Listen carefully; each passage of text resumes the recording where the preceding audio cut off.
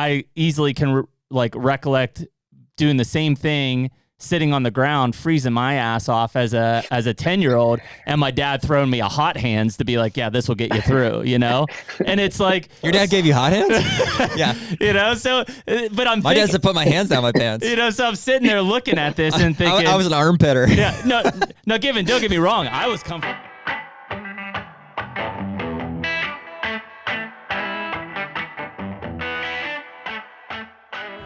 The HUNTR Podcast is brought to you by Deer Grow.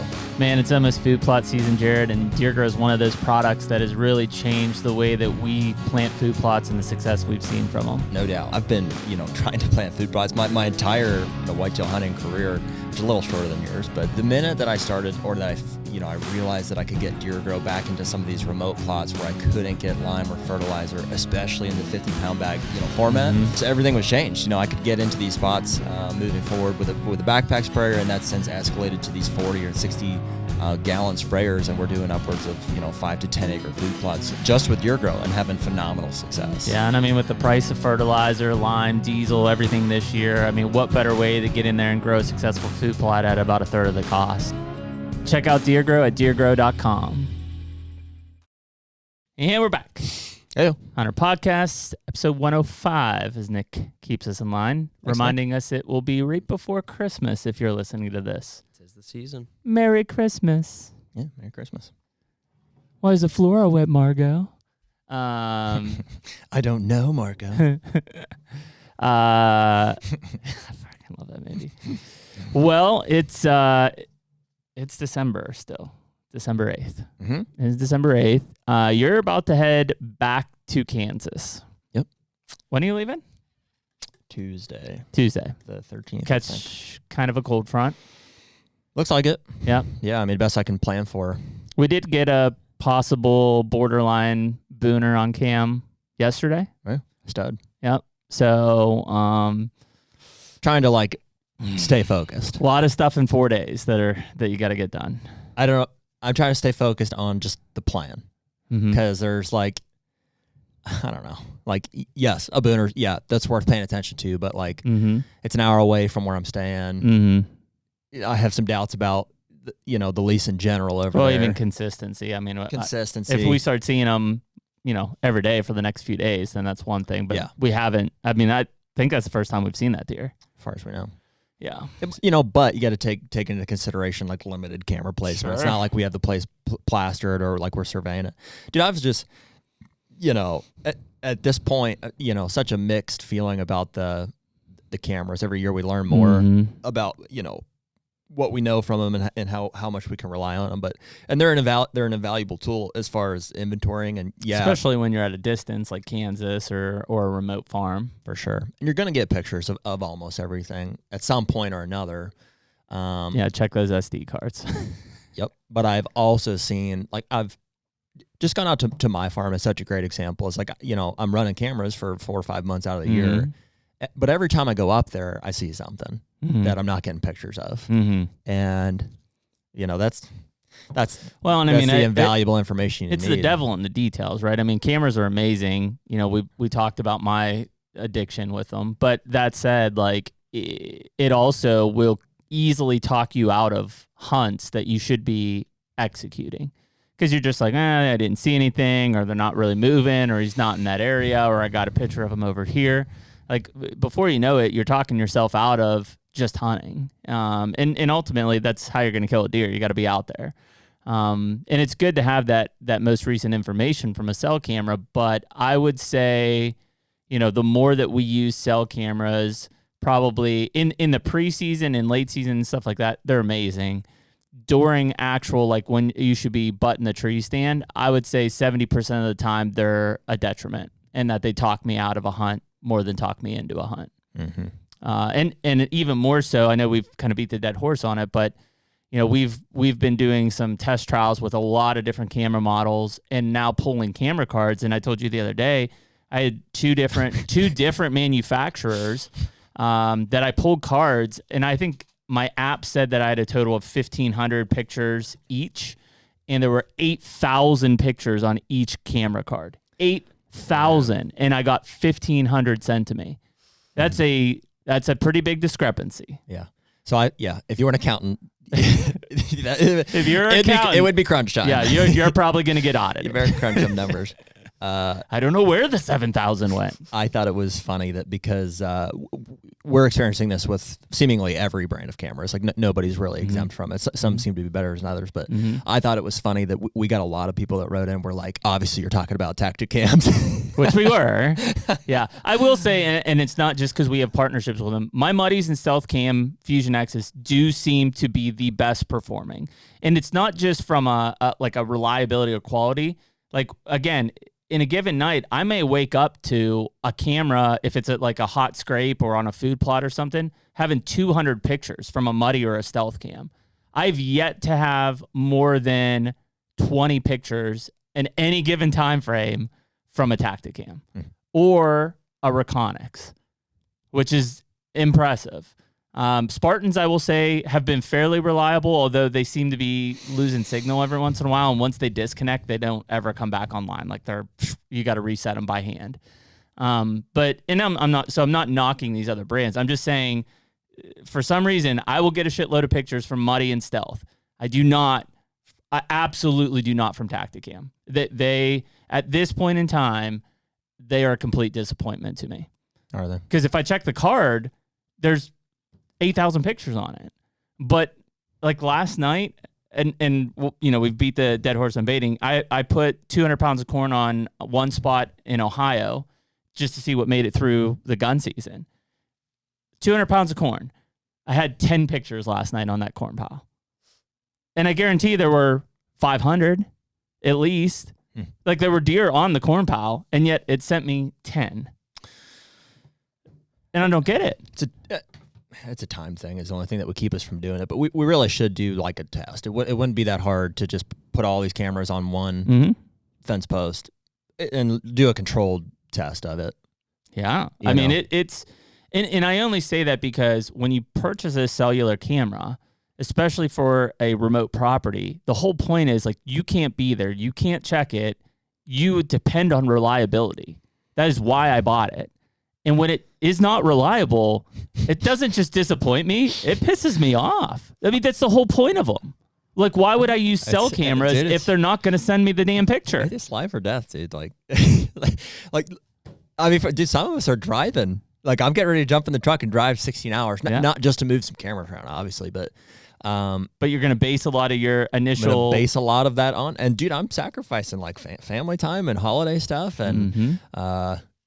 and a lot of people are. I'm not alone in that. So it's like you need that information to be accurate. Yeah, to be accurate. It'll be interesting to see. I mean, I think everybody is making improvements. Obviously, this whole SD card thing we talked about, given those cameras that are sending me 10 pictures, have those frickin' $25 SD cards in them and are still dog shit. So like it doesn't make sense. Like.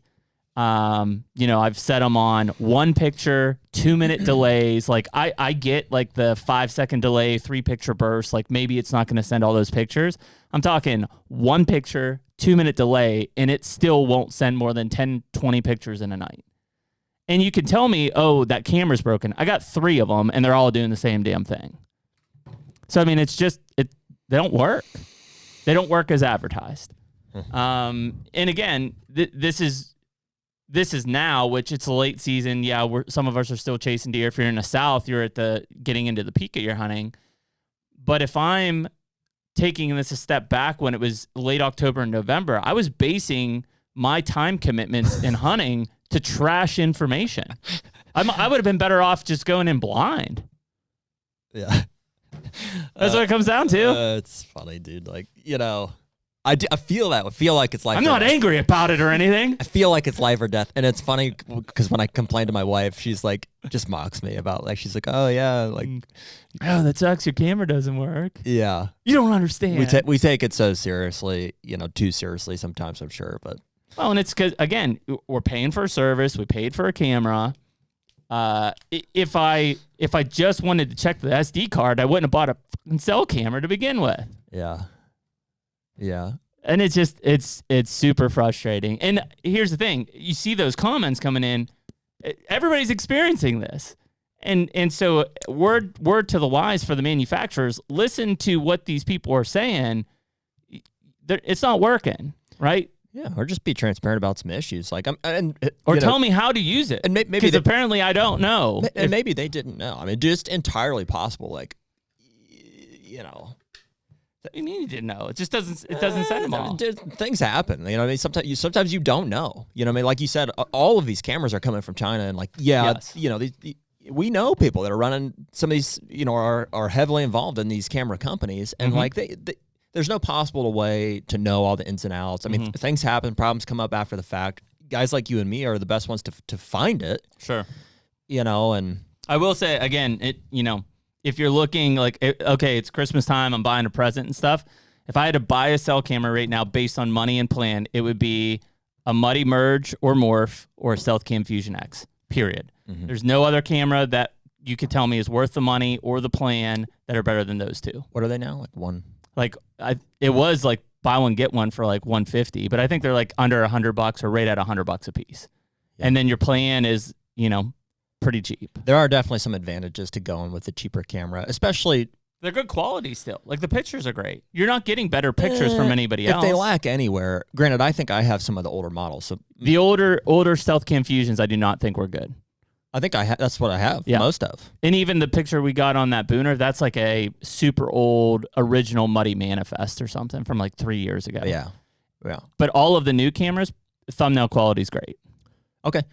And anyways, I'd prefer reliability over picture quality. Like usually I can identify the deer. I can Which tell. is like why I like a Spartan, and even some of my Reconics have been okay, but Reconics are freaking expensive. So are Spartans. They're both just 3 times the cost or 4 times the cost of a Stealth. Yeah. So I could buy 4 Stealth Cam Fusion X's for the price of one of those cameras. It's a no-brainer. Yeah, I agree. They work really good.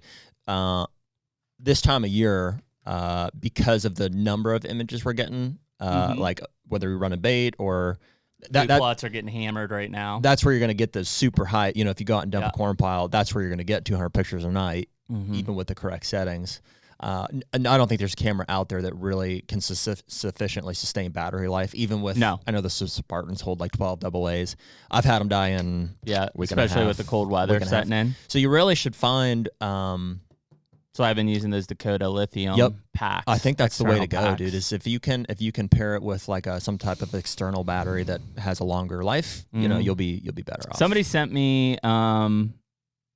I think a company, we don't have any affiliation with them. I think it's like Herd 360, and they make a really high-end amp voltage solar panel with connections to, you just have to get, whether it's Reconic, Stealth, Muddy, whoever, and they swear by them. They basically say, listen, set it up, plug it in, and you will not have to put batteries in that camera. You will not have to touch that camera year-round.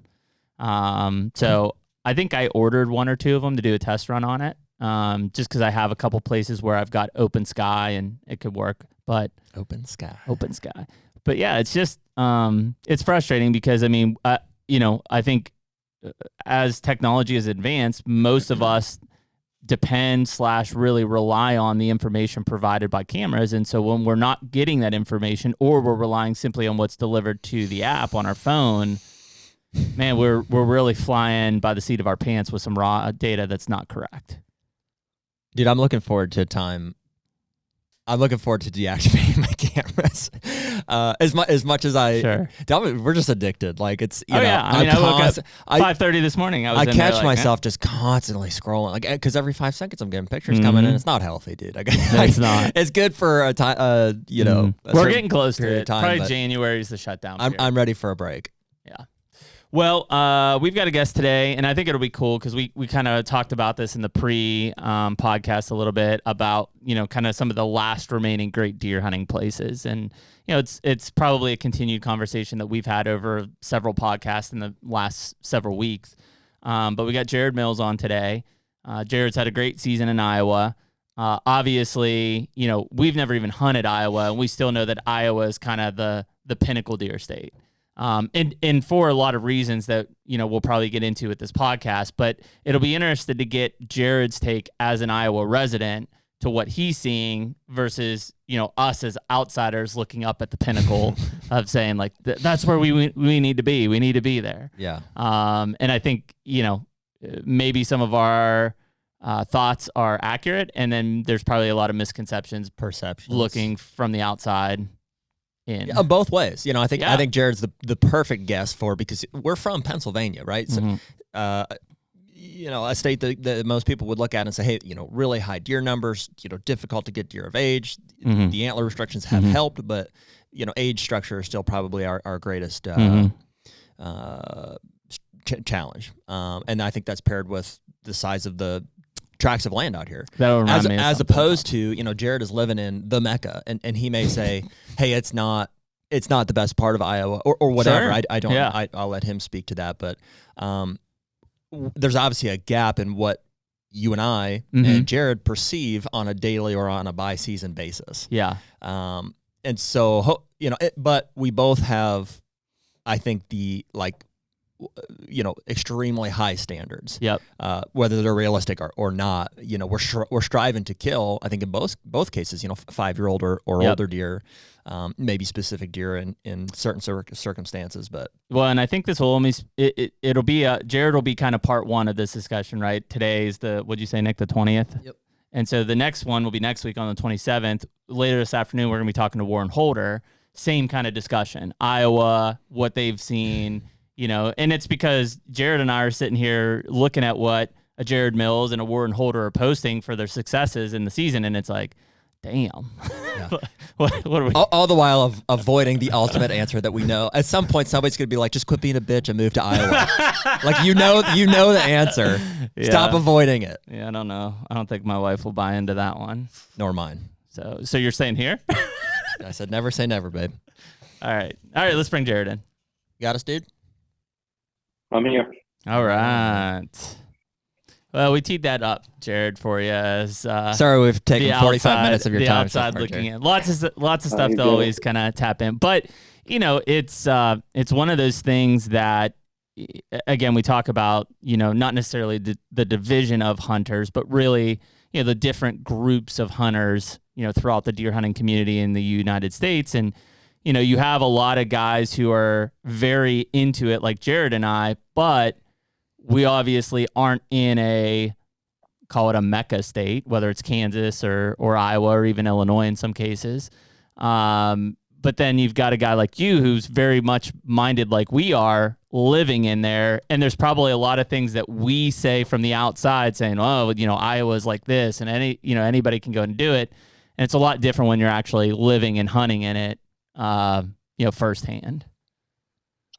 Yeah, it's a very difficult thing to even discuss, just because all of us that talk about this, all we can go off is our own experience, right? Like if we're comparing Pennsylvania and Iowa, I can't compare Pennsylvania. I haven't been there. I haven't hunted, what you guys have. But all I can say is, in my experience with Iowa, I've been on some really, really good properties that set up just perfectly, that are big enough that you can grow deer to almost whatever age you want. And your neighbors work to cooperate and all that. But I feel like that's almost the outside perception of the entire state of Iowa, or every property in Iowa. And that's just not the case.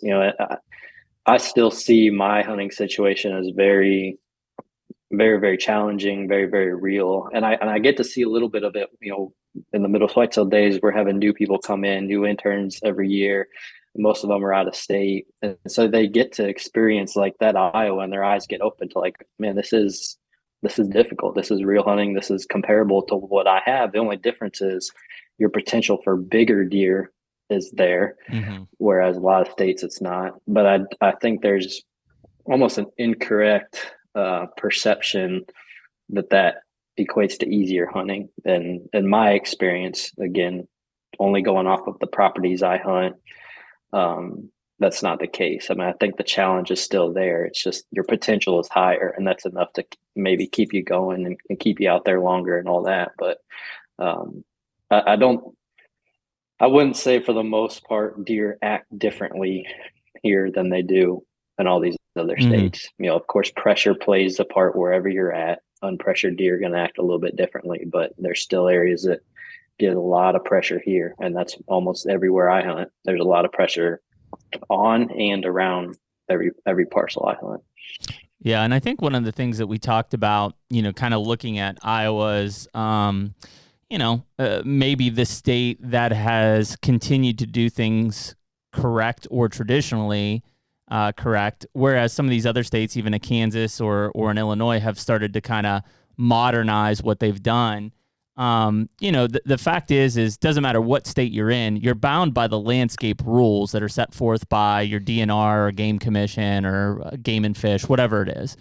And those landscape rules are what make it so difficult. So like even in a state like Pennsylvania, like we have wildlife management units, of which certain units have different regulations than others. Now, in 2022, just off the top of my head, there were a couple wildlife management units that basically you had to have 3 points high versus 3 points to a side. There were some that had more liberal hunting seasons in terms of length, like around the city of Pittsburgh and city of Philadelphia. But all in all, most of the wildlife management units were very consistent in the landscape level rules. Now, we all know, because we're so tuned into the micro level, is, man, this property is different than this property in the same unit, but both have to abide by the same landscape level rules, which I think is where this thing becomes very difficult from a deer management perspective. I think the next level down is how your neighbors or the neighbors of a certain property act on those, for sure, landscape level rules. I mean, it is the boundaries. Like if they say, this is where it goes back, and we've had this conversation before, and Jared, I'd be interested to see what your take is in a state like Iowa, but so where I'm at in Ohio, I think I'm in a 3 deer county. So we can kill 2 does and a buck basically in that county. Now, that said, I think my farm could sustain that from one person, probably not 2 or 3. But again, if the neighbors have 5 guys hunting 100 acres, and the landscape level rule is each of them can kill 2 does and a buck, if they have the opportunity to do it, they're going to do it, because that is the boundary that is set for them. They're not thinking about can the local level, their property and the neighboring properties, support that. And I think that's where the challenges become, is that it's a limited resource. And because the landscape level rule says, well, this is legal, then if the opportunity provides itself, they're going to do it even if it isn't appropriate for the micro level. Yeah, and it's very challenging to be fair on the other side. It's very challenging for the Game and Commission people to know all that info as well. Absolutely. Like they can do deer population, studies and all that type of stuff, but that doesn't get you to that local level you're referring to. I can tell you how it's set up in Iowa, and while it may be a little bit better than the example you gave, I still don't think it's local enough.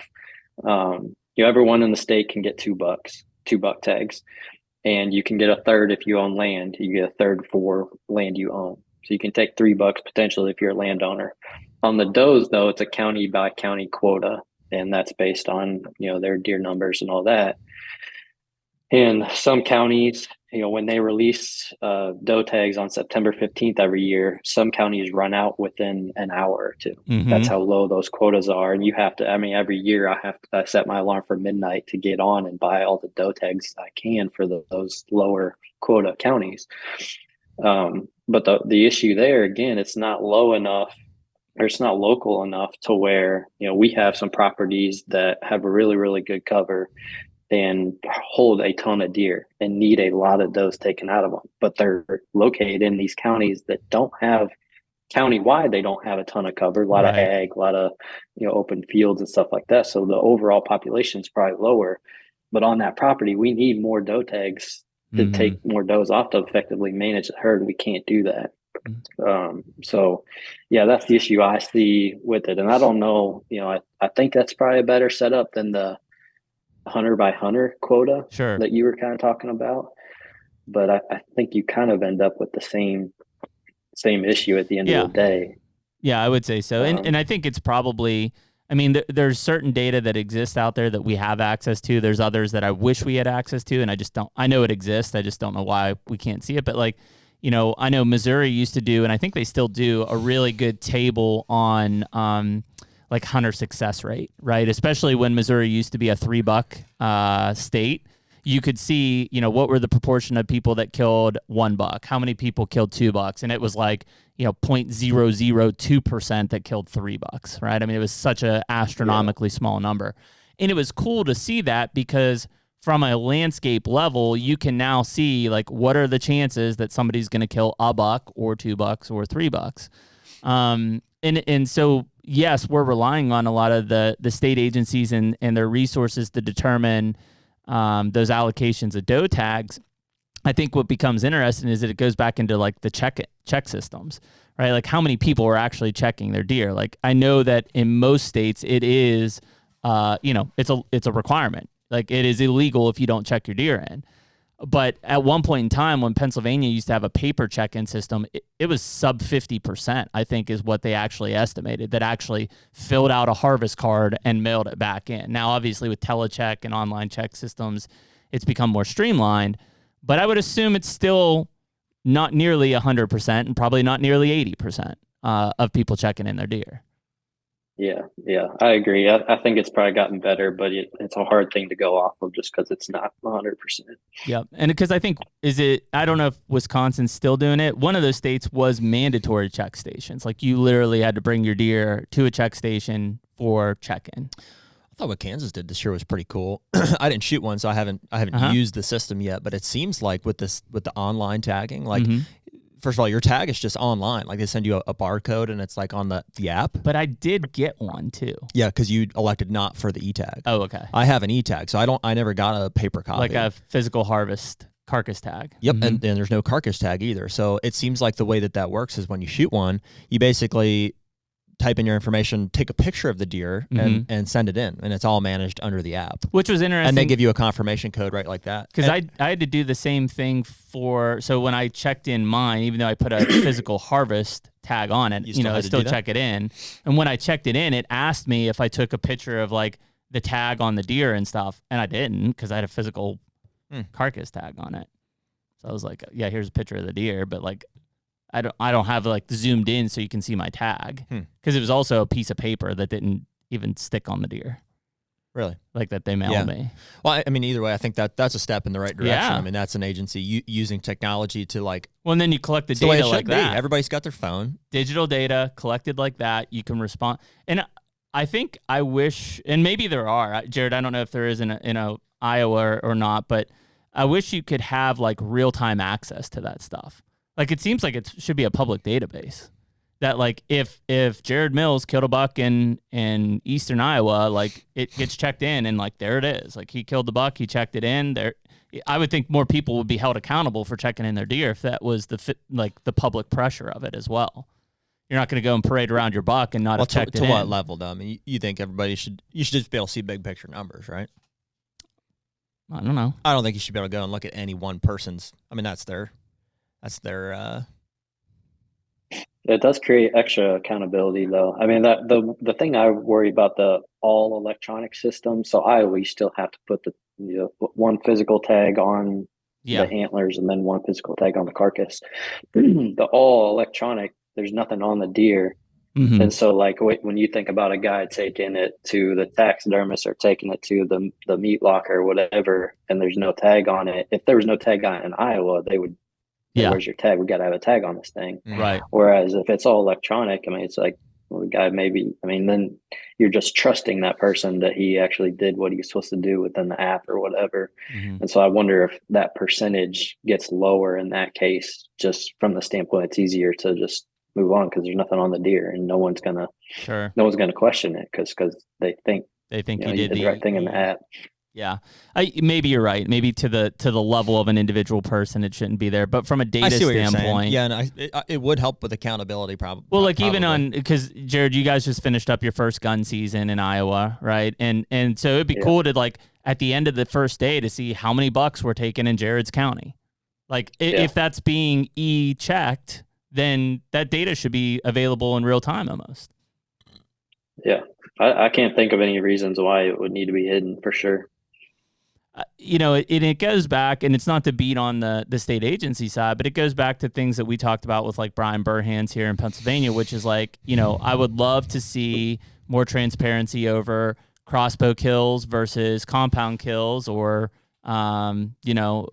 just those breakdowns of even physical numbers. And it seems like most of the time they're like, well, we need to get a three-year average. Same with the Sunday hunting. Like how many deer are actually getting killed on a Sunday in Pennsylvania when traditionally we haven't had Sunday hunting?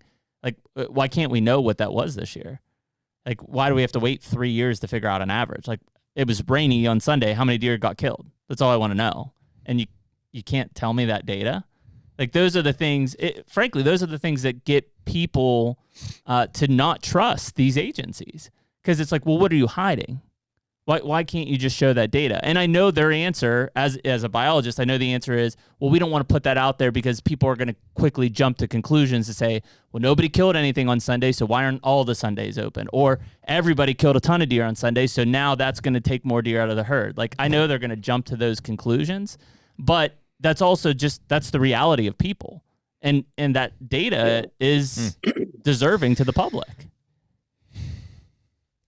It's funny. For whatever reason, the cross comparison that I make, like advocating for those groups in this case here, it's like, it begs the question of like, how much information is. I mean, dude, where I deal with that on a personal level is like, I run the cell cameras on our farm, and there's 4 or 5 guys that hunt it, and that information is critical. But I also, it's not always good to just blur it out to everybody. Yes. So, I don't know. It's a tough line because you have to trust the agency to do the right thing with the information, but I can also see why most people might not be able to interpret it or even know what it means. I'm sure most will misinterpret it, and that's probably why they keep it behind closed doors. But, something like a complete change in the season structure or whatever it might be, that's a major impact. And so there are some people guys like us, who really are staying thumb down in tune with like what the management strategies are. Like we would love to know that right away, especially if it's like, man, they killed a ton of does in my county on the opening day. Maybe I planned on shooting two more does, and I'm kind of thinking I don't want to now.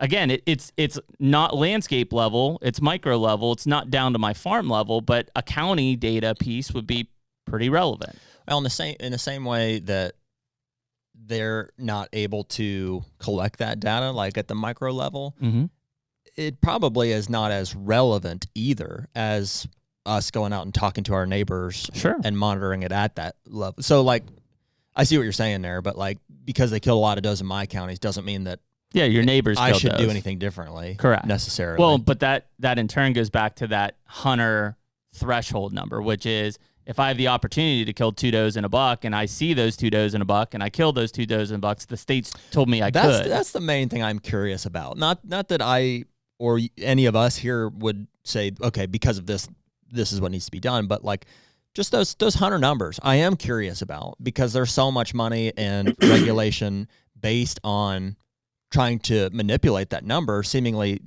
because we don't have enough hunters. Yeah, that'd be the number I'd like to see. The HUNTR Podcast is brought to you by Stealth Cam. Dude, where would we be without our cell cams? I would definitely be divorced at this point.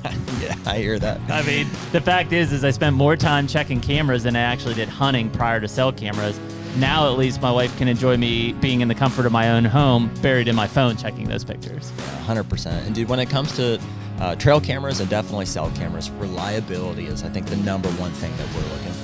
Stealth Cam just has a long reputation of reliable cameras, and ultimately that is the most important thing to us. They have to work. In terms of reliability, there's not a better camera on the market than Stealth Cam, whether you're talking about the Fusion X, the Reactor, or the DS4K Transmit. And most of them are under $200. Stealthcam.com. Check them out.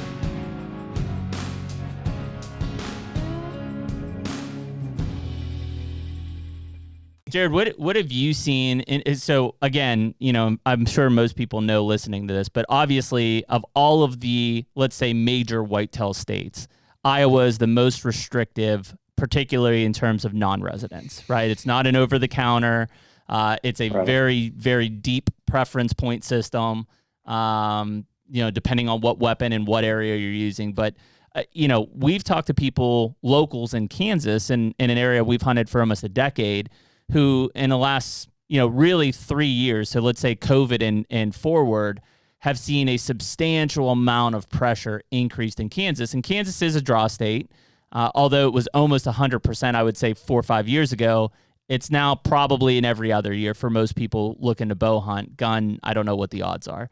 But what have you seen in a state like Iowa that is, the most restrictive of the whitetail states in terms of pressure, even in your area of eastern Iowa? I would say I've seen an increase, but I don't think it's necessarily, I don't know if it's like industry driven or social media driven. I'm not really sure. I don't think it's necessarily out of state driven or just the attention. I feel like that's kind of remained at the same level, at least from my perspective. Mm-hmm.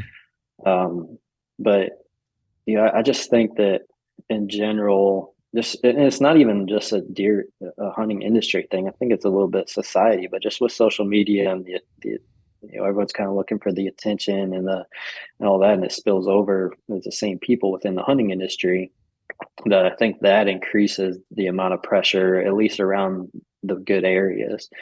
People are, going to where they know other people hunt or where they've heard about big deer or where, whatever it is. I think that has resulted in an increase of pressure, at least at the local level from my perspective. It's a little bit hard for me to speak from the non-resident side, just because I've seen the points creeping up a little bit, and every year I help with landowners that bring in out of state hunters, mm-hmm. and so that's kind of a fun experience for me, is to just get their take on everything and be a part of their hunt that they've been dreaming about for a number of years. But I don't know that there's necessarily been an increase from what I've seen on that side, but definitely an increase in pressure for whatever reason. How about just let's even focus on like the private land side of things. I know you've bought some farms recently, but how about in terms of land availability, access, pricing, even in Iowa? Yeah, I think it's definitely going down. I think it'll continue to go down, just the decrease of availability. But I don't. I think a lot of times, or historically, people are attributing it to the shutting down of public lands, or public lands just not being public anymore. But I think a bigger part of it here anyway is just the availability of private lands is decreasing sharply. Yeah. Either people leasing or people buying, or people even out of staters are buying a lot of land in Iowa, even though they can't hunt it every year, and maybe they're buying it for family members, and they get friends on a rotation to hunt every couple of years or whatever. But you're just getting more people that are buying land for hunting in general. So that just, that takes away someone's ability to get permission on those private pieces. So yeah, it's very, very tough to get permission to find leases, anything like that. And I think that's leading to an increase on pressure on public, but even the availability of private, you get farmers or whatever that want a bunch of deer killed, they're going to let 5, 6, 7 people, hunt their property. And that adds a ton of pressure, obviously. And I think that's kind of what we were seeing in Kansas. Obviously, less points needed to draw in a Kansas storm bow season, at least in the area we're in. But I think from a local level, a lot of out-of-state people, including ourselves, are coming in and leasing property or buying property, because it is, maybe in every other year at the most. And that's forced a lot of residents who probably were hunting by permission onto public. And so like this year, my dad and I got there on like a Saturday morning. It was probably 8, 9 o'clock. I was like, hey, let's just drive around, see if we see any bucks, see what the pressure's like. And it was unbelievable, the amount of Kansas trucks hunting public land. I've never seen anything like it. And it's because, a lot of these guys who are cattle farmers who frankly just let people hunt in the past, all of a sudden realize, okay, for my 100 acres, somebody's going to give me $6,000 to just come and hunt for a week. Yeah, done. But guess what? All of you resident guys, you're off. Yeah.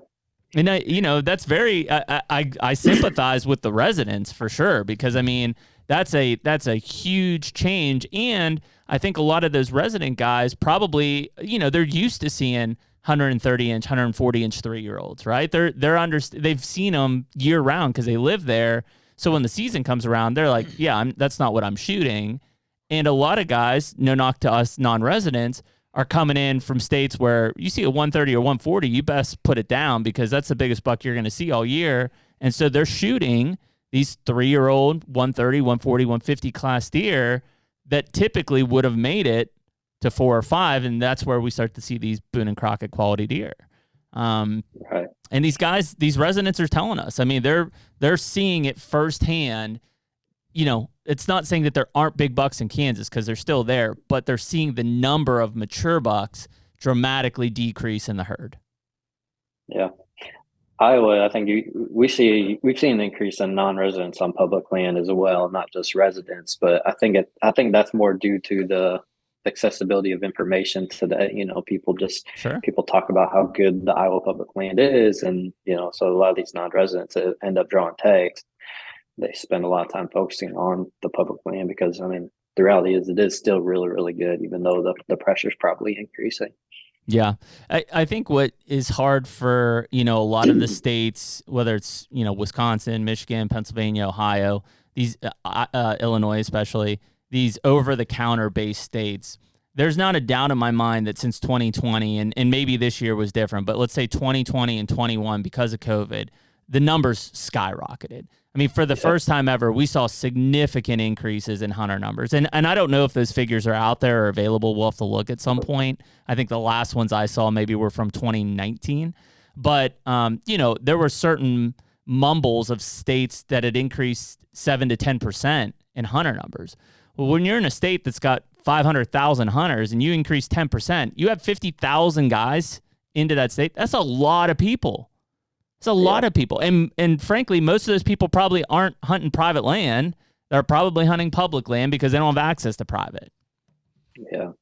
I saw the same thing. I know a number of people personally that hunted for the first time in a decade, during 2020 because they had the time or whatever. And then you talk to almost any manufacturer in the industry and they'll tell you the same thing. Their sales went crazy during that time period. So I mean, I think that's pretty widespread for sure. Yeah. And I think, again, kind of pushing back a little bit on the state landscape level stuff is none of the states changed their harvest structure, their season dates, their bag limits, their harvest structure, didn't do anything.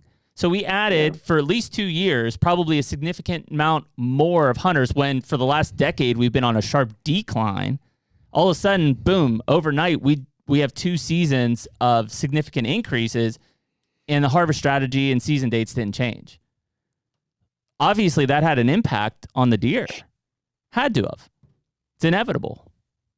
And I wouldn't think it was just a short-term spike and we're right back down to the normal level. No. I think there's a lot of carryover guys that, got out and I miss this. I'm going to keep, doing this or whatever. Maybe it's their first time ever and now they're hooked on it or, there's no way we went back down to that same number. I think it's interesting to consider how that might correlate with like some of these new tools or maybe long-standing tools that just hadn't been accessed as much in the past. Speaking to more liberal, gun or rifle seasons, baiting, which in some cases has been one of the long-standing ones, but certainly cell cameras, and then a combination of all of these. So that's where we were kind of talking before the podcast. There is like if you have somebody who hadn't hunted for 5-10 years. Decided to get back into it in 2020 for the first time ever, has access to all of these, all of these tools in combination with one another. Like they're way more lethal than ever. They're like, what do you mean? So like in Ohio or in Kansas or in Kentucky, I can go out with a rifle during early or late season and sit over a corn pile with a cell camera from 80 yards away. Like how could you not kill one every year? Yeah. Well, and I think that what we had such a tough time grasping, and maybe this isn't applicable to a lot of states, but let's talk about the baiting thing for a second. It just, for whatever reason in the last, 3, 4, 5 years, like you said, baiting's been around in Kansas and Kentucky and Ohio but it just seems like so many more people are doing it now. Yeah. And it's not like, people are still using shell corn, and the price of shell corn, as we just found out the other day, is through the roof. Right. So I don't know what what is made, maybe, is it cell cameras? Well, and transparently, so are we. Like, we're not going to sit here and act like we're not baiting, but like, do I feel good about the fact that like it seems like we have to do that to even have a chance or to compete? It's like, no, I don't like that.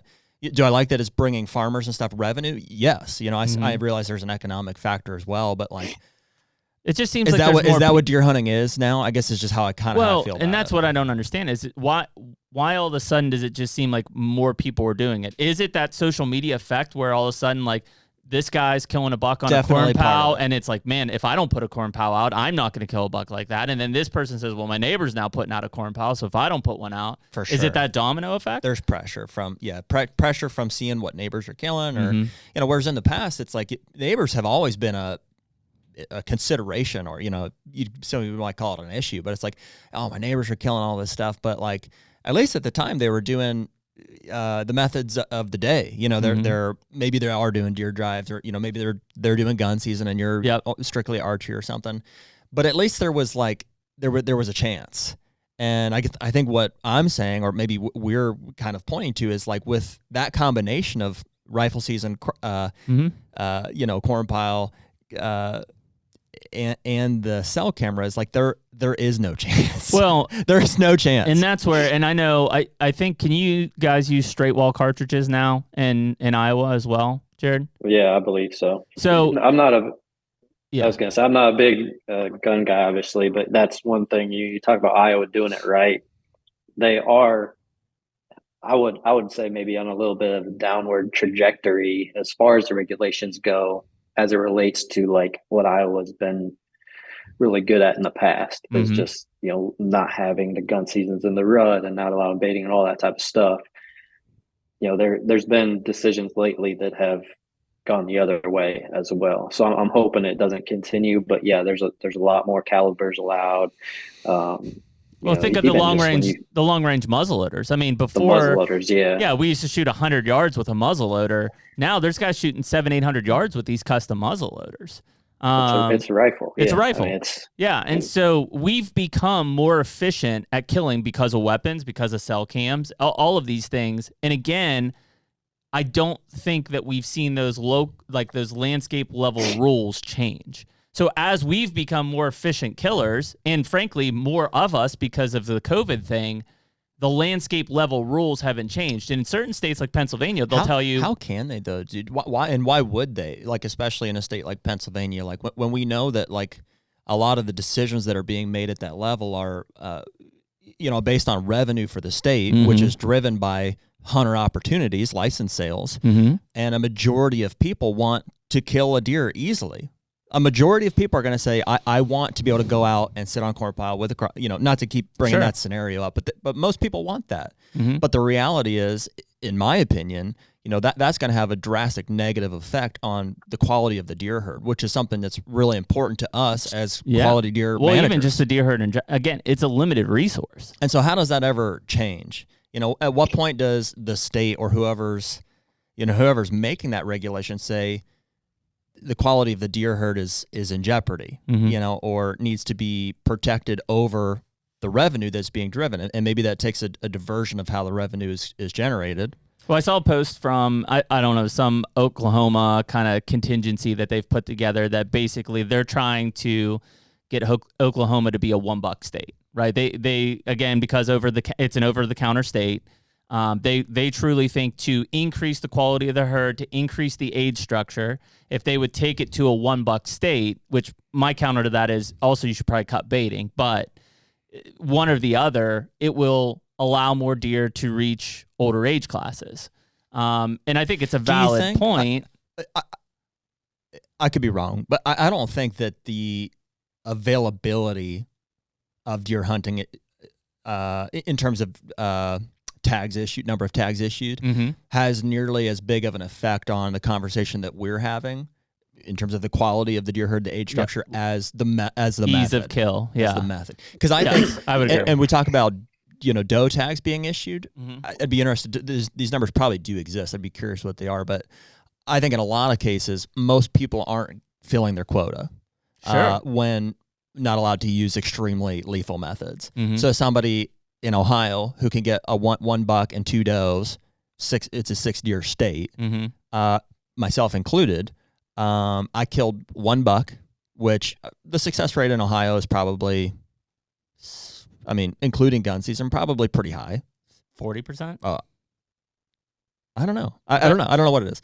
But the next step down would be your doe tags. Mhm. I bet that the, success rate, not because you can't kill them, just because Yeah, people don't want you just to. don't as often, Right. is going to be much less, Sure. I would say. Even though they're able to do it. And so case in point, I've killed one buck and no does, Sure. and I have 2 doe tags. Mm-hmm. I'm planning on shooting 2 does, but it hasn't happened yet. And So a you're lot saying- of people let that opportunity You're probably saying slip the by. ease of method, whether it's weapon, corn, cell can, doesn't matter, whatever, is People want to shoot a buck. more effective on buck age structure than if you can kill 1 or 2 bucks. 100%. It's a good argument. 100%. People want to shoot a buck. Yes. Yeah, I would agree with that. I would agree with that. And I think it's a little more in our control too. I don't know what the end game is to the regulations and the commission, decisions and all that. But you guys are, underlying point, touching on something that I'm pretty passionate about and spend a lot of time thinking about. As I sit here in my current position trying to figure out career-wise what I want to do within the industry. I know I want to either have a positive impact on it or somehow be a positive influence for people, because I think about the reasons people hunt. And let's use that example. We were just talking about a guy that hadn't hunted for a decade, but now is getting back into it, and how much the game has changed. Like what he thinks now, this is how people hunt. Like this is what you do to be successful. Or probably even more important example is the kid getting into it. I can't imagine being a kid right now and thinking about what hunting is. I think a lot of my mindset is driven by my experience in the outdoors and the things that I've seen, and how I cut my teeth on bow hunting and just how many times I failed to get there. And that's why this is, where I'm at now is so much more enjoyable. And I'm gonna continue to find ways to challenge myself. And I think that I don't like the mentality of a guy saying, I want the easiest way to kill a big buck. I don't like that, but I feel like it's being driven by us, by the industry, by whoever, and social media, of course, too. Like it's what can I do to kill the biggest buck to get the most attention in the social media world? And that drives me crazy. Like I want people to have the experiences I've had or do have, because I think your outlook on hunting and why you do it would be so much different. I'm not saying mine is the right way or the reason I hunt is the right way, but I do wish more people could have my experience in it, and I think they would look at things a lot differently. Well, Jared, the reason yours is so valuable, in my opinion, though, is because it's paired and based so much on the struggle that you've had in the pursuit of big deer. Like, and you've had a lot of success that people want, but because we're all relatively the same age. You guys are a little older than I am. We came up through a time that it was much tougher to kill deer, especially big mature ones, than it is now. And so, like, I think we're all three of us are conflicted by like wanting people to be able to enjoy hunting and to have success, but realizing that because of the way the regulations are now, it's like none of the challenges or much less of the challenge that led to that ultimate feeling of success is there anymore. It's kind of eliminated. And the long-term effects of that probably is a decrease in the deer quality in general. Mm-hmm. Yeah, but I also think maybe not the flip side of that, but there's an argument to be made that you don't have to do it the easy way. Like you can do things and hunt the way you want to hunt to make it more challenging on yourself. Even if you're in a state that allows, the baiting, the high-powered rifles, the cell cams, the whatever, you don't have to do it that way. And I think that'd be one thing that I'd want a lot of people to see and understand. It's the most effective for sure. If it's going to, make you meet your goal of posting the biggest deer on social media, sure.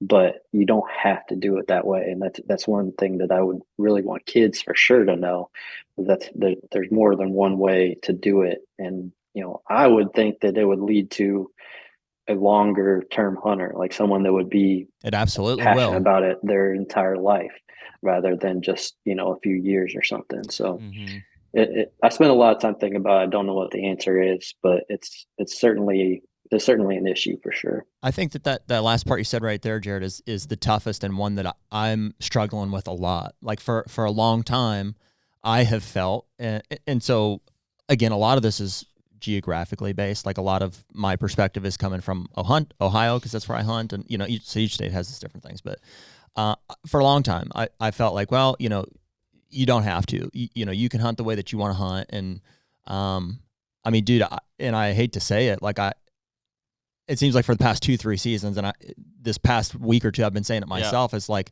you can't. You can't. Like, dude, we own a big farm in Ohio. I mean, it's sizable ground that people would kill to get on, and we're super blessed for it. But every year for the past 6 years, we've done it the way that we wanted to do it, even kind of more liberally than we've wanted to. Like, we've realized, hey, corn piles here and there may help us out, but like 100% of the time, the neighbors that are doing it the way that's legal, and that's more effective, it's killing the deer that we want to kill. So like, it seems like guys in my position kind of have 2 options. 3 options. Do you reduce your standard? Say, hey, maybe I just have to be okay with shooting a 3 or 4-year-old deer. 2, do I employ the same tactics and have maybe some more success? At least I kill it and the neighbor doesn't, even if it's a deer I didn't necessarily want to kill yet. 3, don't hunt there. Find another place. Start applying to Iowa where, or something. Something. Go somewhere else. And dude, it sucks because the guys that want to do it, quote unquote, the right way, or the challenging way that like gives us the satisfaction that we've accrued over a lifetime of learning how to hunt that way. Those opportunities are taken away from you directly. It's a direct and a drastic impact that like that combination I've described there has on the entire demographic of hunters. You can't do it, in my opinion. I agree, and definitely see your perspective on that. In certain areas, it's going to be way more challenging to do it. But even on a smaller scale, like I think out of your 3 options, I would choose either lowering my standards or hunting somewhere else. Like I just think that I'm that passionate and that believing in my experience and why I love hunting so much, because of the challenge and the difficulty and all that type of stuff, that I wouldn't want to change that, because I probably wouldn't hunt very much longer. So because of that, Jared, I think that eliminates the lowering your standard, because we're just not going to do that. I'm just not going to shoot a 3-year-old deer. I'd rather not shoot a deer. Yeah. But even like, what I was going to say is, even in Iowa, you still have the option to do it an easy way or hard way. Like if we can't bait, but I could plant a corn plot and mow it down and probably pull every deer in the neighborhood at the right time of year right there. Yes, but there's a pretty big barrier to entry to that, as opposed to dumping a corn pile. Dumping corn. The amount, for sure. I mean, you gotta. That's the food plot versus corn pile debate that we've had here recently. There's been a lot of people that'll straight up tell you that there's no difference between a corn pile and a food plot, which is bullshit. Yeah, we disagree. I think. Yeah, clearly. Oh, I completely disagree. I'll just use an example. Another example would be like, I could reach out and touch that deer with a muzzleloader, but I'm going to choose to bow hunt it instead. And if he gets away or my neighbor kills it or whatever, that was my decision to try and hunt that way. So there are examples here, obviously, that, again, depending on where you're at, regulations, there's different levels to that difficulty to hunt the way you want to hunt.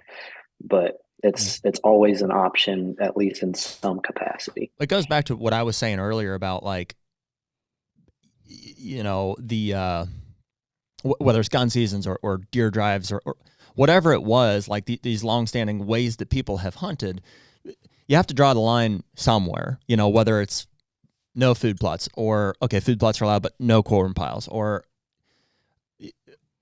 I guess my position is that like you reach a point where it eliminates the option to be able to try to do it the way you want to do it. And that the deadly combination that I described of corn pile, rifle, cell cam during the late rut, that's like 100% guarantee in my opinion, like 100%. And I've seen it over 6 years, and I agree it's different everywhere that you go.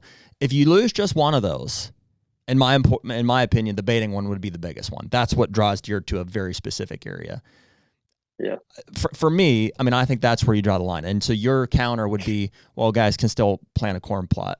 I would say, I think that I would be okay with that, you know, because I think that the food plot adds value to the deer herd, and you know, you're investing back into that piece of property. It's also not a given. It's a much higher barrier to entry. I think one in at least 15 or 20 guys that would dump a corn pile is going to actually go out and put the effort into planting something. Mm-hmm. So it's going to happen way less frequently. And it's obviously a much bigger area. Like there's no opportunity for disease spreading and, you know, all these sorts of things. Yeah, and if I have 15 acres of timber, I can't plant a corn field. So for us, I can dump a corn pile. I think for us, the line is on baiting, and food plots are not correct. You know, to that level. You know, and if that's what it took, I mean, I think we would say, okay, you know, if it's no baiting and no food plots, I would take that over what we have now. Well, I think the hard part is like the enforcement, right? Right. Because any law is only as good as the enforcement. Sure.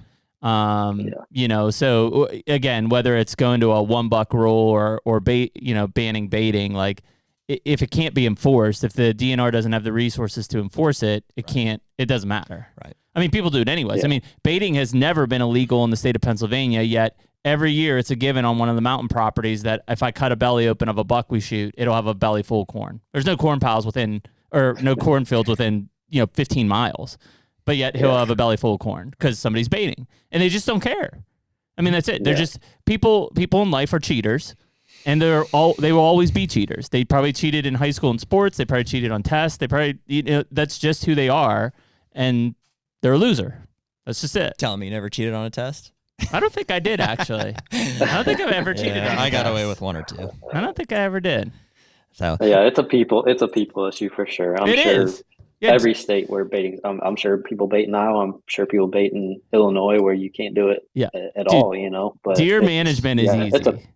It's the people aspect of it. I respect the heck out of your position there too, Jared. I just for the sake of the conversation, it's like, you know, we see these frustrations happening, maybe more in the East, and I don't know. No, to clarify too, maybe I didn't present it the right way, but like, I'm a big fan of food plots. I love planting food plots. Sure. I love seeing stuff grow. I love for deer nutrition, of course, but also just I haven't killed a ton of deer on food plots. Some of that is just, I've killed them other places or choose to hunt other places, but I love for the aspect of keeping deer around or keeping does on your property or whatever it is. Yeah. So I'm definitely not comparing the food plot as on the same level as the baiting. I'm just saying, like, I'm not against guys planting corn plots and mowing them down. Not at all.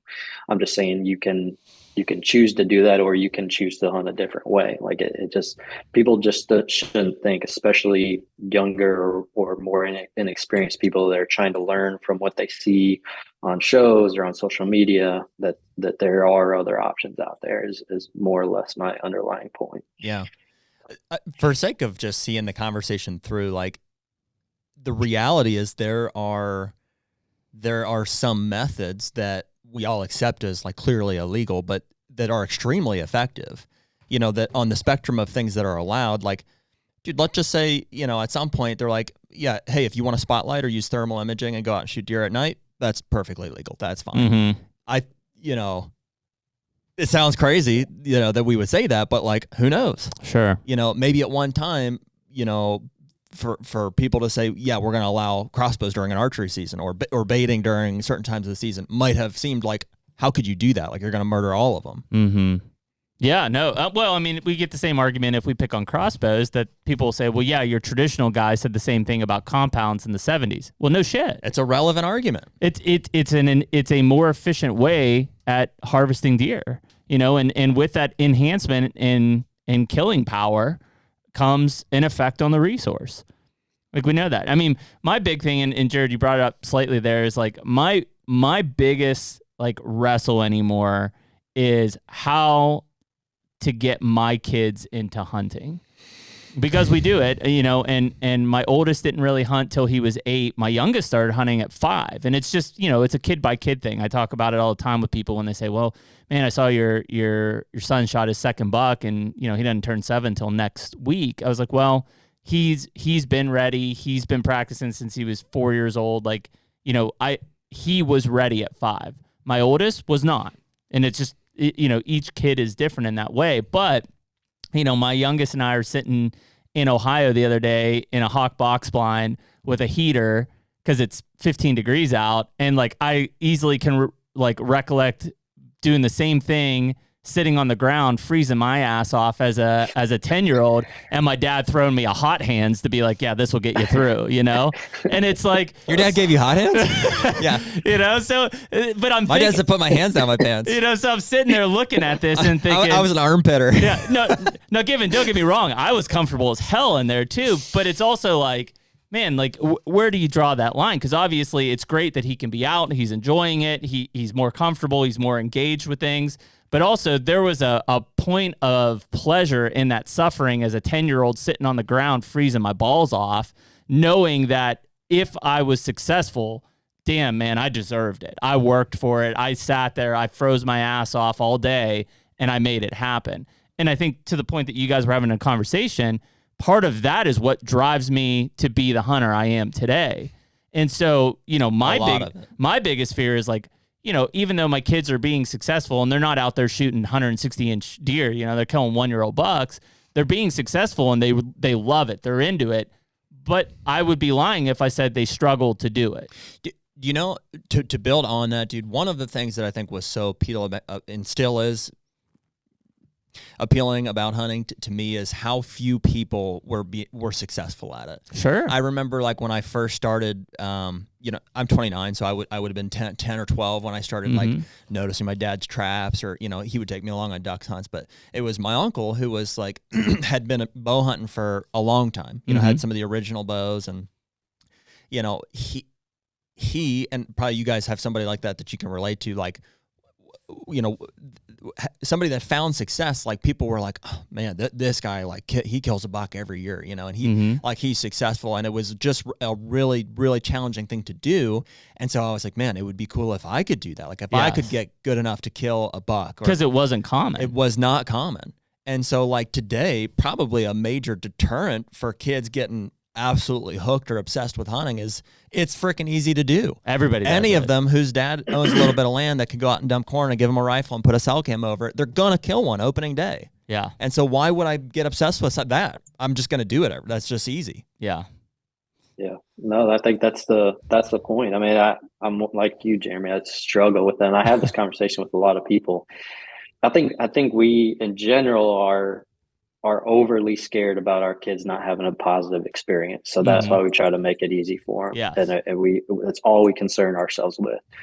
My daughter turns 4 next week, and, I can tell that she's at least going to enjoy it for the time being. She got to go recover one of my bucks, a few weeks ago, and she did awesome. Just ate up with it. Every time I bring a doe home or whatever, she's, the first one to be touching it and wants to see it and all that. So I envision her want to go out, but I struggle with how to do it too. When she finally is old enough to be out there. I let her sit in the blind with me on one hunt this year, and just it was her first time out. Just wanted to take her out to watch deer, and she did awesome. The deer would look our way, and she'd freeze, and she wouldn't move, and so it's always cool to see. But as we move, a couple of years beyond, when she can actually start to go for real, I struggle with what the best thing to do is. Well, doubt. And I think a big one there, Jared, and you're probably in it more than I am, but like, several of the farms, whether it's in Ohio or Kentucky, especially, like, I've got some good deer on it. I'm hunting deer that are 150 plus, and the odds of that deer walking out in front of them with a crossbow is the same as walking out in front of me with a compound. And so, my big fear is, what if my 7-year-old who's ate up with it? I mean, like this year when he shot his buck a couple days ago, I mean, he was shaking like a leaf before he shot. He calmed down, and then after it, he was like just a wreck, which is awesome because that's what we all live for, right? But like, what if as a 7-year-old next year, a 160 comes out and he shoots it with a crossbow? Like, dude, I'm still dreaming of killing 160s, let alone like, and I see other kids doing this on social media, and I like, where do you go from there? Like, where was the struggle? I should tell you, Our neighbors are great people. Mm-hmm. A lot of this conversation we're having really has nothing to do with the class of people we're talking about. Sure. This is in Ohio. 2 bucks killed on 120 acres. One was we've talked to her since, that girl. Oh, the girl who killed that big 8? First deer. First deer. It's her first deer. And that deer was probably all over mid-40s. 145-inch 8-point, 4-year-old. The other one, probably mid-50s, 4-year-old. You know, that's where the standard things comes in. You can't blame them for shooting them. I mean, no, I can't at all. At all. I'm sorry. Where were you going with Well, that's her first deer, 145-inch 8-point. First deer. Yeah, that's you know, I'm sure she's an amazing person. Like, you know, I don't even know her. Well, but I would worry, like, what's next year hold for her? Well, I just, you know, in terms of like that passion, it just seems it's so cultivated by the struggle. Mm-hmm. Like, it seems like that is the thing that turns people into diehard bow hunters, not the success at all. That's the misperception, probably. Yeah.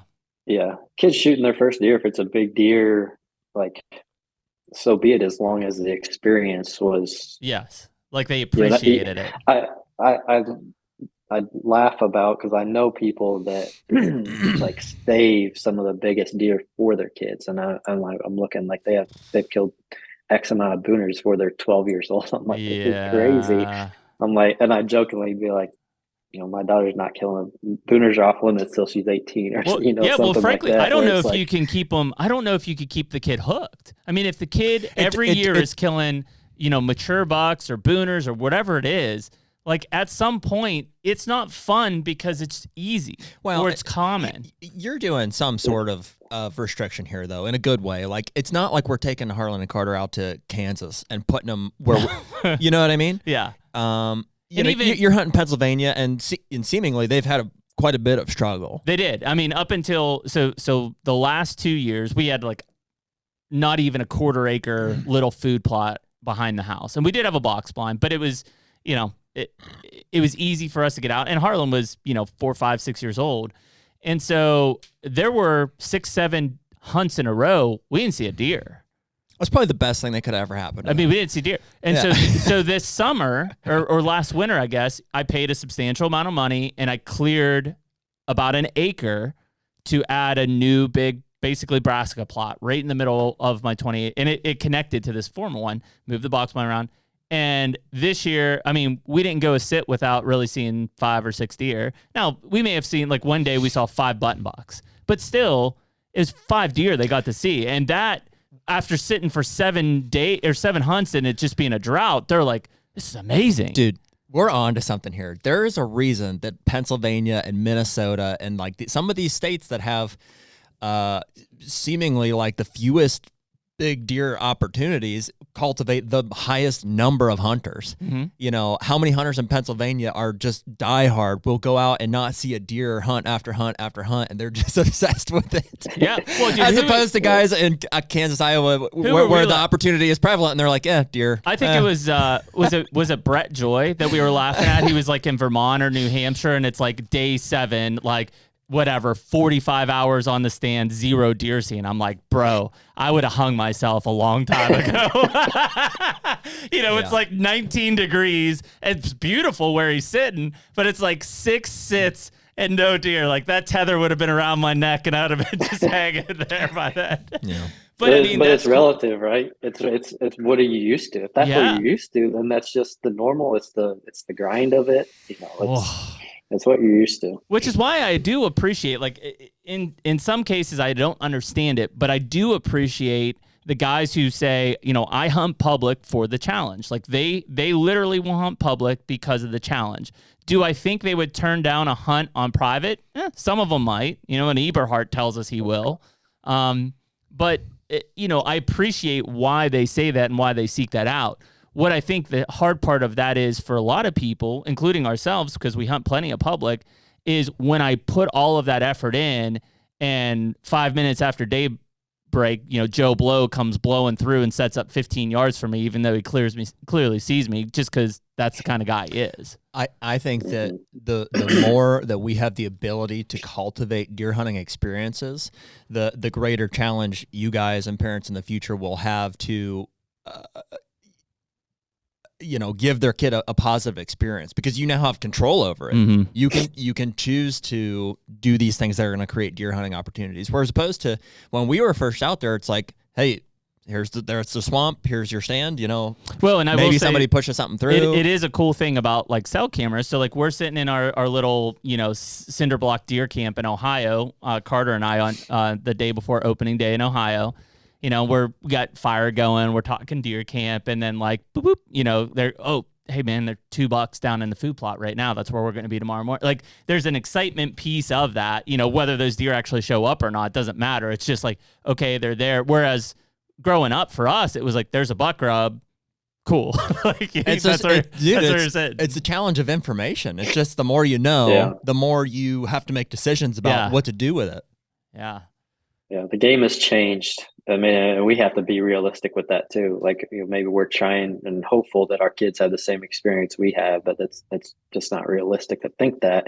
We just got to do the best job we can at keeping today's hunting realistic for them, for whatever that situation is. And I think that like it's not saying that somebody's not parenting correctly if they're saving the biggest bucks for their kids and they're No. I won't say teeing it up, but like they're making it very possible for success.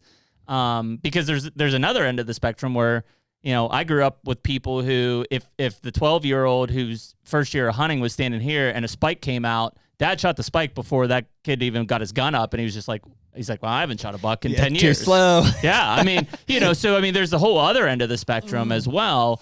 I just think if you can find that happy medium, and I will say, I've been blessed in the way that it's worked out that, it was 3 years ago, Carter shot his first buck, 4-point.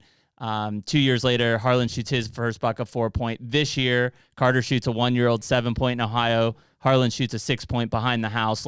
And we have worked those properties together in the off season to where they see that benefit come up, and so those kind of things, have set them up. Now, if they kill a 140-inch 3-year-old next year, great. I feel like they've gotten out of the gates enough to where, I don't want them to kill a booner necessarily, but I'm okay if they kill a bigger buck at this point versus haven't killed anything. Boom, that's the first year you kill, and it's like, well, that was easy. Because I don't think any of us said that growing up. No, there would be very few of us in that age class of, let's say, 25 to 40 years old who ever said growing up hunting was easy. Yeah. Right. But I guarantee in that class of, let's say, 10 to 20-year-olds right now, I bet a lot of them say, yeah, I mean, I've killed a buck every year. Yeah. Absolutely. I think as long as from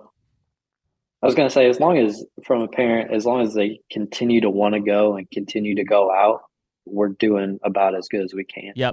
As long as that desire to still spend time out there and still pursue hunting is there and it doesn't fade away as they get older and more activities compete for their time and stuff like that, then I think we've done a pretty good job. Agree. Yeah, I mean, that's the only real gauge that you can use to success. Yeah. The HUNTR Podcast is brought to you by Hoyt Archery. Dude, where would we be without our Hoyt bows? Probably shooting crossbows. or a Matthews, yeah. One and the same. Yeah. But in all seriousness, we love being Hoyt guys because you stand out. When you're in this room full of other people that shoot these other types of bows, I feel like the Hoyt guys just stick out. Dude, it's just a legit bow. I mean, especially that carbon riser, man. I mean, I know that they've got several other aluminum lines as well. But for me, I'm shooting that RX-5 in the carbon model. They've since come out with the RX-7. And I can't tell you how much I love being a Hoyt guy amongst a sea full of Matthews guys. So we're out there, I think, proving them wrong, shooting 80 pounds and, killing stuff. Hey, man, if you want to get serious, get Hoyt.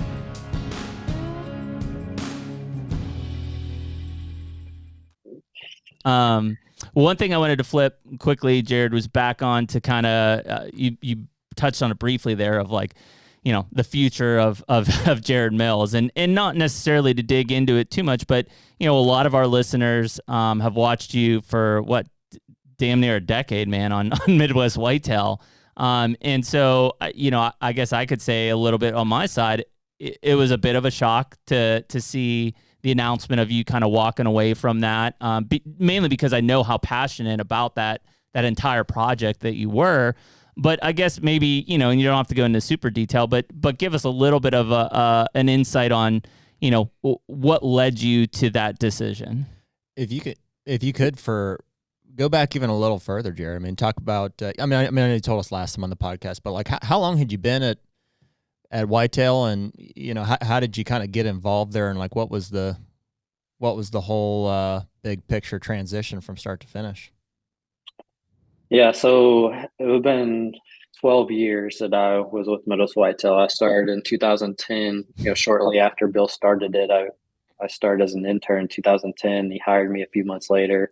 So I worked full time there for a year and a half, 2 years before I took a job with Muddy.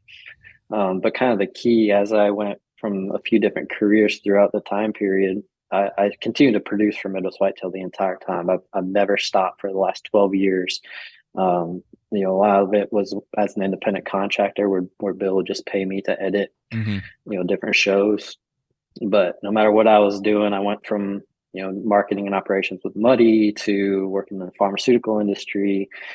I'd always come home at night and edit Midwest Whitetail for Bill as an independent contractor. And then in 2017, I came back in more of a full-time role to kind of manage the business. And Midwest Whitetail went through a lot of changes from that point forward. Obviously, you know, Bill sold the majority of it at the end of the 2017, early 2018 to an investor group.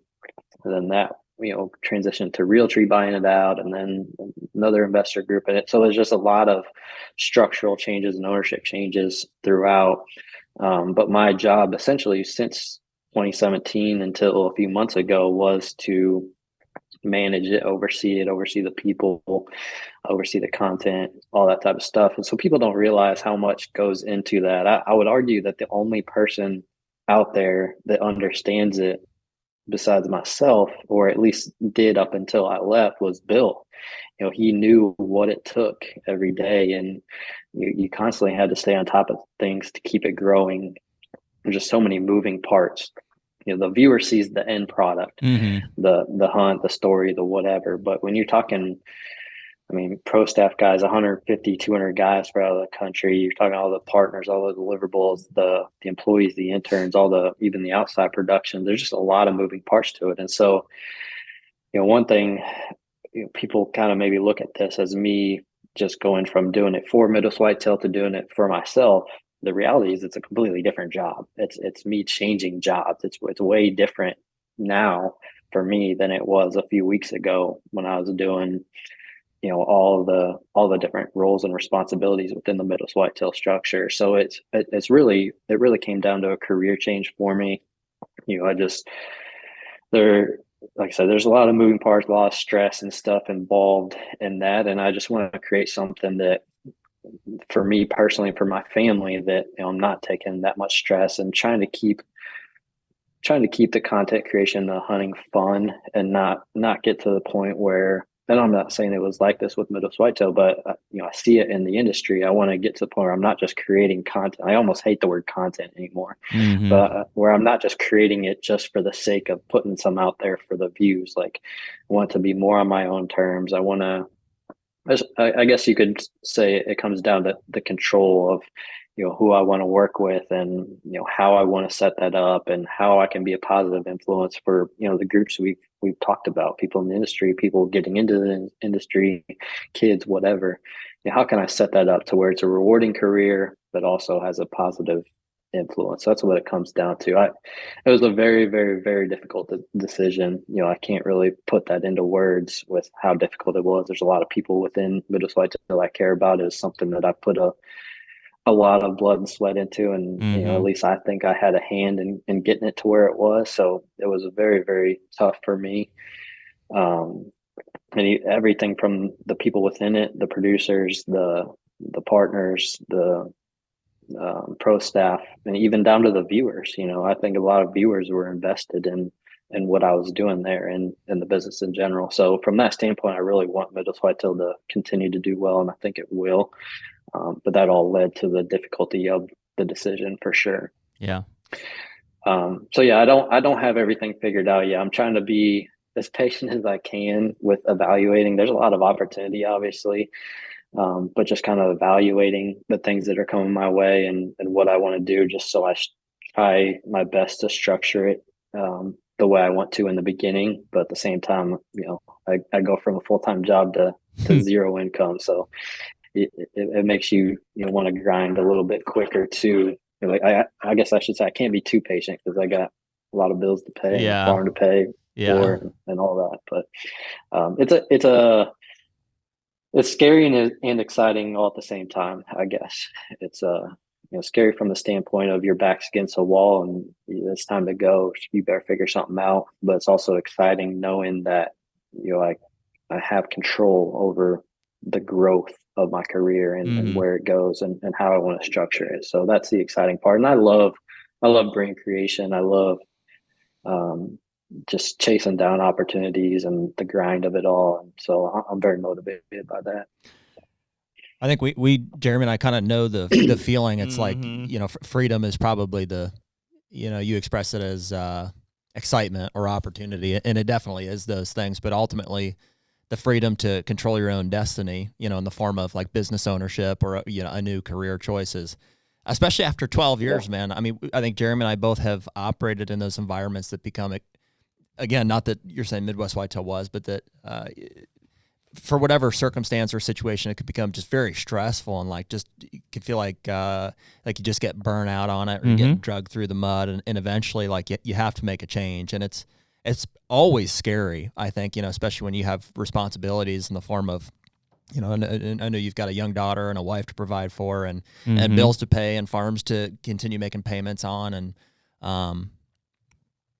I applaud you, I guess, for taking the leap. And, I am optimistic that you'll experience a lot of what Jeremy and I experienced, which is not all roses. I mean, there's a risk reward there. Well, though. you go from working, 7 days a week or whatever to like 24/7. It seems like, when you take on your own deal, but the freedom that comes with that is invaluable. Yeah. Well, and I think, sure. kind of what you said, Jared, is that, I can vividly remember, at that time I was doing Cabela stuff. So like very in tune with the start of Midwest Whitetail and everything. And, I think there was a whole group of us that got brought along for that ride early on and hung on that, it kind of was that management, that thought of growing bucks, the storytelling around it. And that had never existed. Right. I mean, it just, there was nothing like that out there. And so many of us jumped in on that because we shared that passion. And if anything, Midwest Whitetail kind of fueled that passion for it. And it very much sounds like you're looking for something to do that again with, to put yourself back in that seat of bringing people along for an excitement, engagement type of atmosphere. Yeah. And it's more control. Like I said, it's, you represent you're betting on yourself. That's in it. This position. You're not representing other people. Other people aren't representing you. You produce something that's not good. It's on you. You produce something that's great. It's on you. Like that. There's a certain asset to that is nice. But yeah, at the end of the day, I mean, I think I want people to understand that it really was a job change. It wasn't just a lateral move. It's a very different position. And it was a difficult decision for sure, but I'm hopeful it was the right one. And the support and people reaching out, I think I could spend the next 2 weeks responding to messages and still want to be caught up. So that's been overwhelming and very humbling for sure. I just want to make sure I set it up to where it's positive moving forward and make it as real and relatable as possible. Well, I mean, I think even in the short term here, the few pieces of content you've kind of put out on the solo run have been really enjoyable, and not that I think it lost that flair, but some of these latest videos from you give me that original Midwest Whitetail vibe again, from just like kind of I don't know if I want to call it raw, but I mean, I'm in the hunt, like it's not overly produced. Like I'm experiencing the hunt almost as you're experiencing it versus more of a dramatic story being told. And I'm not saying that that's a bad thing, having that latter part, but I think a lot of us really enjoyed kind of that, here it is, this is how the hunt went down, start to finish, and be able to make our own inferences during that piece of content. Well, and to contrast, like what Midwest Whitetail was or is today, is like it's been so established that, like, we almost know exactly what you're gonna get out of it. Sure. In a good way, it's an established production. It found everything that works, and it's like a turnkey farm basically. As opposed to you branch out on your own now and doing something different. Yep. Which I think, for me, begs the question. And Jared, I don't know how much you can or want to say, but like for people who are, we're invested in Midwest Whitetail, like in the early days and all the way up through today, where, are the guys that we see on Midwest Whitetail, like, so I just watched an episode yesterday, and like obviously we see a lot of Mike and more of like the Owen Riegler, and then there's a handful of other guys I think that we see here and there. Are those guys like in ownership positions, or what's the current structure of like what you're leaving behind?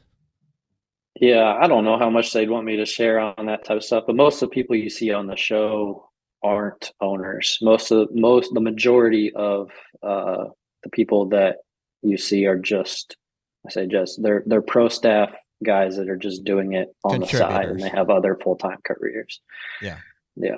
Which is how it was kind of structured from the get-go. Well, I guess in the very beginning it was like Bill owned Midwest Whitetail, and he was also one of the only people that you saw in the very early days. Sure. Yeah, I was just curious how that had progressed. Well, and I think, one of the things that I, very much enjoyed, and not that it's not there anymore, but like, and I can't imagine per the production conversation, Jared, how much work it was, but the regional show was always one of my favorites. Like to be able to have the main show, but I could jump to my East region because it was very relevant to what I was doing, or even when it was like the Ohio show and so, like those. There was a lot of work involved with that. The amount of content that was being pumped out of that factory was just mind-blowing. But it's crazy. It was so applicable because everybody relates best to what is closest to them, right? We talk about, even our own experiences hunting different places and how, we still spend the majority of our time in X places to hunt. That was what I think drew probably a huge new audience into where these Ohio people are watching Ohio and Minnesota is watching Minnesota. And, it's that kind of thing. But what I think people fail to realize, like you said, Jared, is they saw the end product. The wrangling that happened, especially in a semi-real-time format, is almost hard to fathom. Yeah, and it was a ton of work, but as you get guys staying longer and you build that production team, they take a decent amount of that load off of you, but it still falls on somebody. It definitely didn't all fall on me. The producers are put in a ton of time and effort to make that happen. I enjoyed all the regional hunts from the standpoint of I got invested in all their stories, and that was my favorite part. And they're as relatable as it gets. They're the weekend warriors, or maybe a step above the weekend warrior, but all across the country you have kind of these grassroots guys that are producing hunts. And so that was my favorite part of it.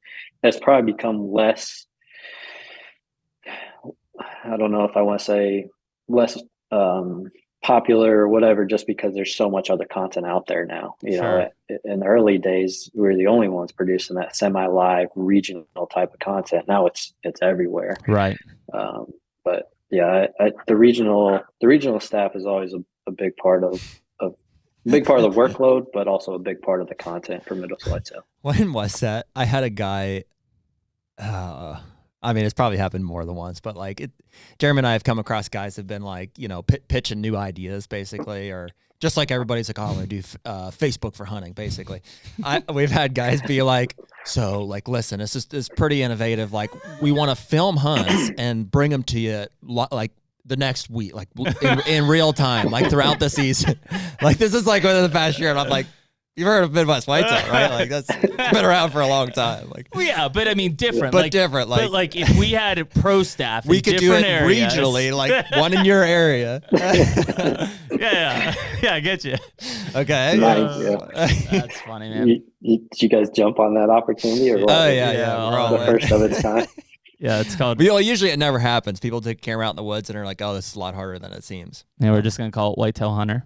Although Bill, I remember when it was probably, I don't know, 5-6 months ago, and Bill and I were just texting about something random, and he was like, "Yeah, I'm coming out with this new series." I was like, "What's it called?" He's like, "Bow Hunting Whitetails." I'm like, "Of course it is." You're like with Bill.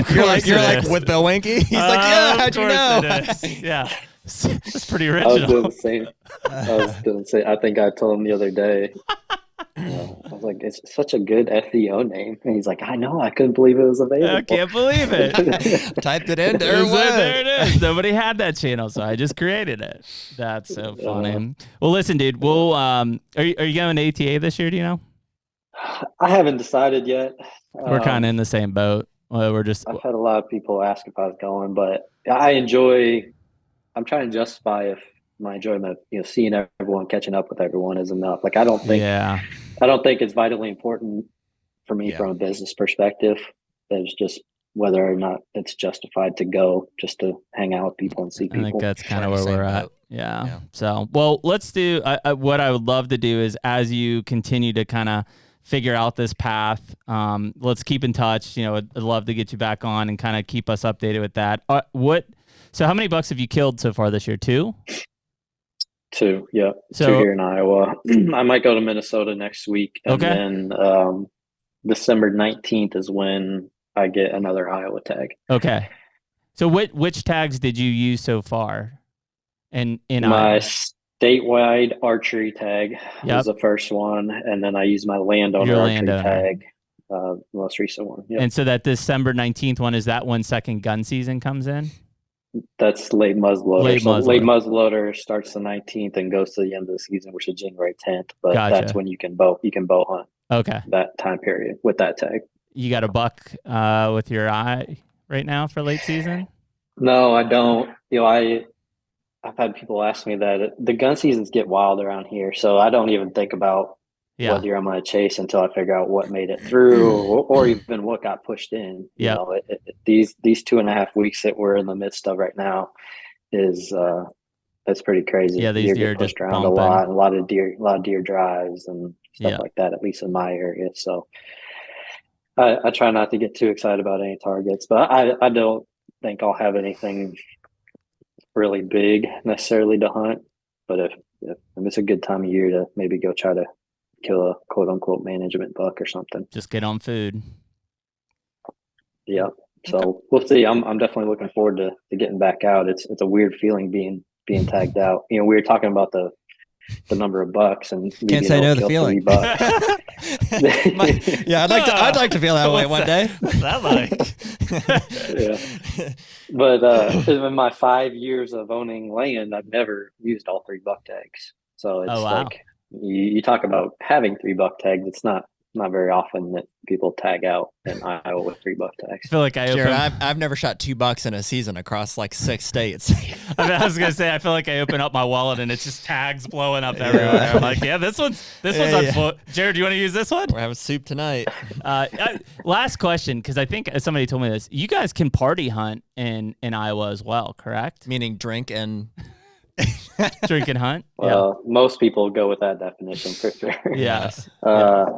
Yeah, you can for sure during the shotgun seasons we're in. I don't know. I don't know how that would work during my like head if it works season late muzzleloader. Yeah, I mean, I want to say you're able to do it late muzzleloader too. That would make sense. That's one that you don't hear. I think Wisconsin still does it. I don't know if any of the other states, Minnesota, everybody does, but you don't hear about the party hunting very often, and like where we're at in Ohio and Pennsylvania or Kentucky. Non-existent. So I'd be okay with it going away, just from the standpoint of I just hear that's how a lot of people come and get around the system with I would assume tags. So. You could have 20 people with doe tags, and that 21st person has a buck tag. Well, everybody's buck hunting. Yeah, buck hunting. Yeah, that makes sense. Or you go and a landowner has a buck tag and you go sit on his land. Well, I mean, technically that person has to be with you. Mm-hmm. So I think there's just a lot of manipulation with that party hunting, but it's definitely big here. Difficult one to enforce. As I say, rules only good as you can enforce it. Yeah. But I don't know how it works for non-residents. If non-residents can get a doe tag. Yes, you can. You can. That is the loophole. It's that over the shoulder versus at the farmhouse discrepancy. I'm pretty sure that's how Mikey hunts every year down there. It's probably the tough one. Yeah. I mean, hey, it's interesting. It's illegal. Do it. You know. Yeah. No, it's legitimate. It's that is that that's where people probably are skirting around it. It's that's the non-resident loophole, I think. Yeah. Buy a doe tag, a non-resident doe tag. Well, what I'm saying is yourself and up. where guys can and should get in trouble is whether they're actually with that person, correct, or they're at the house or whatever. Yep. Yeah, within eyesight. Yeah, I don't know what that line is. So, well, cool, dude. Well, we appreciate your time this morning, and let's definitely make sure we stay in touch here through the late season, and as you kind of put some things together. I guess right now, I think is it just your Jared Mills YouTube that your content's going up on? Yeah, that's what I've been putting it on for now. Okay. There's, I think, 3 videos from the season up there, so I'll probably continue to do that at least for a while till I decide on something more concrete. Cool. Sounds good, man. Congratulations on that jump, man. That's exciting. Yeah, I no doubt in my mind that you'll succeed wherever you decide to do next. And I think, from personal experience, you'll be much happier, as will your family at the end of the day. And dude, if there's anything we can do to help or to promote wherever you're heading next, like we're obviously happy to do that. For sure. Yeah, I appreciate it. Good catching up, guys. Reach out anytime, and looking forward to the next one. All right, buddy. All right, dude. Thanks. All right. And that's Iowa. I mean, you can't help but be a little bit upset and jealous at the fact that it's like, yeah, I know it's harder. I held back on asking when Jared's like, well, I was like, when was the last time you didn't kill a booner, dude? How many years has it been? I bet it's been a while. I bet it's been a while. I mean, I haven't even been this year wasn't in the game on a booner. Last year was technically on that Ohio buck. But I mean, it's not easy. I mean, that's the thing. It's like I get what he's saying in terms of like the hunting actions to success are very similar wherever you're at. But the end result of what you're actually about to harvest is astronomically different in Iowa than in the states that we're talking about. So, I mean, yeah, maybe you got to still play the wind and slip in there and all of that has to still play out. The fact is you could see $4 over 160 in a day in Iowa and not see $4 over 160 in a decade in Pennsylvania. Obviously respect the heck out of Jared and what he has to say, but there's no possible way that we as Pennsylvanians or Jared as an Iowan, can comprehend like what a typical day in a stand in either one of those places is like. No, we have some experience in the Midwest because we can go out. The fact is Jared's not coming to Pennsylvania to I had some rut hunts. I had that conversation with somebody who was in Iowa, maybe it was Duncan or something, and it was like, well, dude, like you don't want to go hunt anywhere else. Like I could see Kansas, maybe Illinois, maybe northern Missouri. Other than that, like if you live in Iowa and you're a landowner and you have 3 buck tags, why would you go anywhere? Dude, our lives would be totally different. Like if we lived in Iowa, like all we talk about is traveling out of state to hunt. We would see our family every day because we would just hunt at home because we have 3 buck tags. Not a bad idea. You're gonna stay? Come stay? The trade-off, like many great places to deer hunt, is like there ain't much else to do. There is that crush bush light. Basically bush and corn. Bush and farming. But I mean, you see what I'm saying is like we sometimes get very frazzled and we can start a podcast. For time. We can move to Iowa and start a podcast. Yeah, let's call it Iowa Hunter. But like it's because we're going to Ohio and Kentucky and Kansas. Like we're spreading ourselves out. If you were in a state where you had that many buck tags and you had great deer to hunt, you don't have to leave. And why would you? Why would you go to a state with lesser quality deer? unless it's like for family or fun or you wouldn't. You wouldn't. So yeah, it's just and I, this may come across in a cocky way, but it's like, what if we lived in Iowa? Like, we would kill booners. Yeah, I know. And I'm not saying that because, we're so much better hunters. I'm just saying the efforts that we put in other places applied to Iowa. The reality, though, is because, like, dude, it's states like where it's just states where they're, not as common that that type of a mindset exists where it's like, someday I might kill the mythical beast. And the reality is that there are places in this country, Iowa being one of them, where they just live. And so, like, the chances of you killing one's not bad. Well, and that's where you don't have to be the world's greatest hunter to kill one. And that's where I'm looking at it is like, and it's not to knock that. And again, and I'm sure they're super excited about it, but if you do that every year, year in and year out, is it as special as how you and I are imagining 2024? Like, we're going to go to Iowa and hunt in 2024. I guarantee for the next 18 months, we'll literally be like salivating over like, oh my God, we're going to Iowa. It's going to be great. If you did that every year over and over again, maybe some of the magic, wears off after a while. Because it's like, well, I always see 170s. I mean, dude, when we see a 170 in the stand, it's like shake city, But if you see booners every year, multiple times a year, does it become special or does it lose some of the magic? Hard to say. We're kind of like the the kids in our conversation, where it's like we don't know, and so it's like, yeah, we're on the outside looking in, so we can't relate to ourselves as an Iowa resident and what you experience and what that lifestyle is like. We don't know, right? If all you knew was sit down and well, if all you knew was go out, sit down with a rifle and shoot a deer on a corn pile in Ohio, like that's how you grew up hunting, then it's hard to understand not doing that. Exactly. It's a stretch of a comparison that I'm making there, but that's the kind of thinking that, and listen, at the end of the day, we may dig on some of these DNRs, applauding the Iowa DNR, Restrictive, stayed in the course, have created the last remaining whitetail mecca, in my opinion. Very funny that we're like sitting on the outside of the gate, but applauding the way that they're doing it inside, just worshiping the ground that they walk on. You guys are amazing. Can you give me a tag? Can we please, maybe someday we could come in? They're like, shut up. Throw me scraps.